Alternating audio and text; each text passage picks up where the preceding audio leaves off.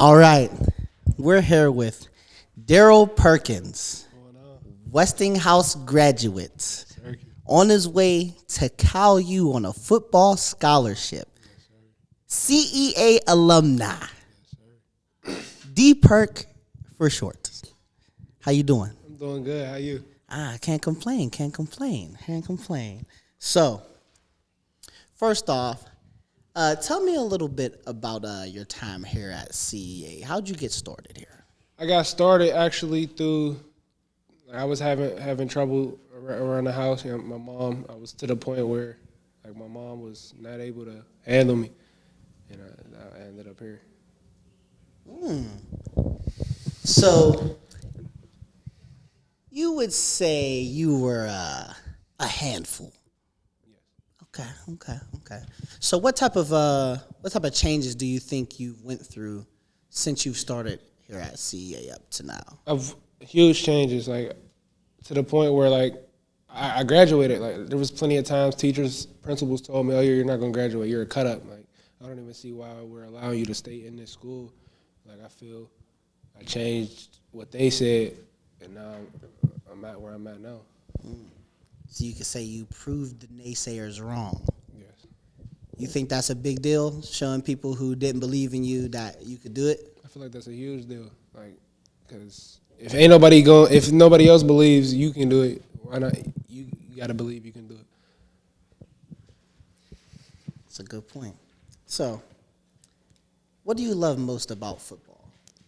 What I love most about football, I love being under them lights. You know, I love hearing the fans cheering in the crowd. I love contact. Like, I just love that feeling that being under the lights on a Friday night give you. Like, it's just a boost of adrenaline. It's a boost of self-esteem. Like, I'm here where most people really don't get the chance to play football, so why not make the most of it? Very true. I did play football. I played LB,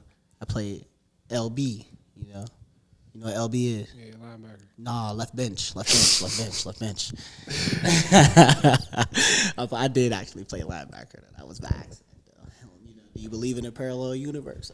Anyway, so what position did you play? Do you play? Now, like, going into college? Yeah. I'm playing outside linebacker. Okay. And what position were you coming from? DM. All right. So, what do you think is more suited for you? I feel outside linebacker. Outside linebacker. I'll be able to drop in the coverage. Show I got them hands. I can tackle. I can get to my zone. I can get to my man. Okay. All right. So you're welcome in this change. Yes. So, how did you prepare? Coming from high school, going to transition to college. Can you elaborate that just a little bit more? So, what type of things, whether it be mentally or, as far as what you put in place for you to transition from where you are now? Changing my mindset, like knowing I'm gonna be up there. My parents aren't really with me. I'm gonna have a little range of freedom, but, like, knowing that it's on me now. Like, anything I do, it's on me. Like, can't nobody help me undo anything I've done. Gotta be on your grown man now. Yes, sir. So what made you choose Cal U? What made me choose Cal U? Honestly, my mindset going after high school, like, if I wasn't able to play football, like, I wasn't gonna go to college. But, like, my recruiting coach and my linebacker coach, Jawan Turner, he sat down and talked to me. He's one of the, like, multiple schools came and talked to me, but he's really the one who sat down with me, broke it down, like, boom, this is what you're going to do. This is our academic standpoint.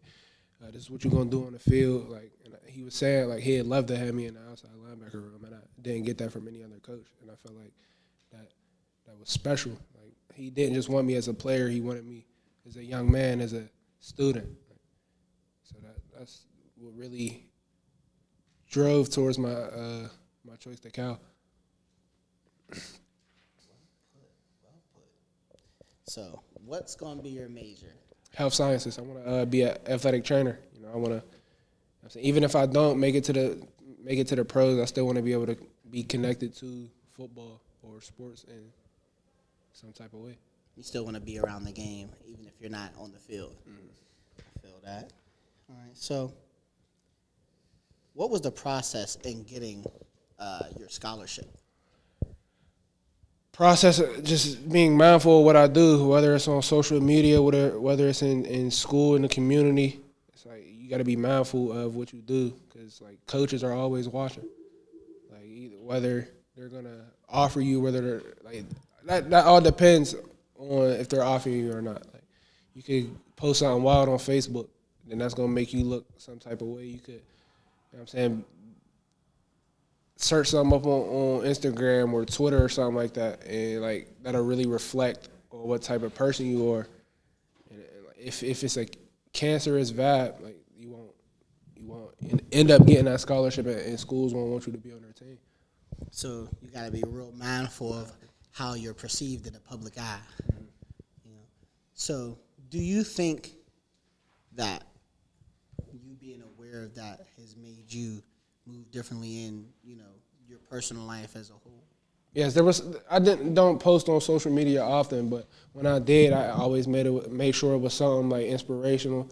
If it was like a friend's picture, made sure they didn't have anything gang related, anything violence related, anything of that. So I just had to really pay attention to the small details because, like I said, as a recruit, you're always being watched. Yeah, that's a real vital part, being cognitive of not just yourself, but the folks you surround yourself with as well. I think that's a big piece that a lot of people miss. So I'm glad that you are aware of that. I would expect nothing less. So, what do you think the hardest part of getting your scholarship was? Hardest part of getting my scholarship, the academic part. You know what I'm saying? Making sure I stay on top of my grades to be able to acquire that scholarship, and many other scholarships besides the one I got from Cal. You got to be cognitive of your grades, of what you're doing in class, like how your teachers, because you're with your teachers all day, every day. So you got to be cognitive of how they think of you. Like you can't be a class cut up and expect them to give you a good report or give a good report about you. You know what I'm saying? I know coaches were coming up talking to my teachers and like they didn't give anything subpar of what I was doing. I was always in class, never really a cut up. I was just there to get the job done, and I did it. It was on your game. How has CEA helped you on your journey?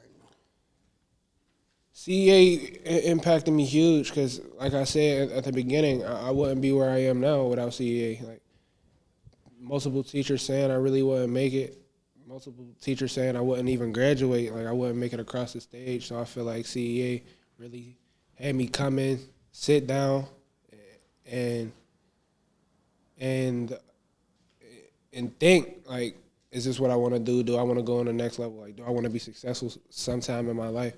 So I feel CEA really gave me a backbone on those questions, and it gave me a reason and a purpose to drive. Lastly, is there any leaving words that you would have for anyone coming behind you, whether it be young football players, any younger folks that are coming up under you from CEA? Any last remarks that you would like to leave them with? Be y'all, be great. I feel as long as you don't follow the narratives, like don't be somebody who they want you to be. Like always be yourself, always be unique. Whether it's in the classroom, whether it's on the field, whether it's in the community.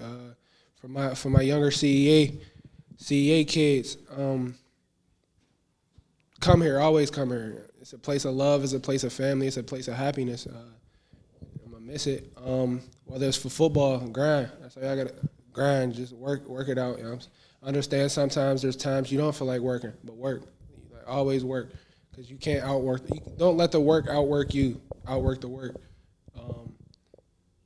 For my Westinghouse guys, Coach Dante, he's a great coach.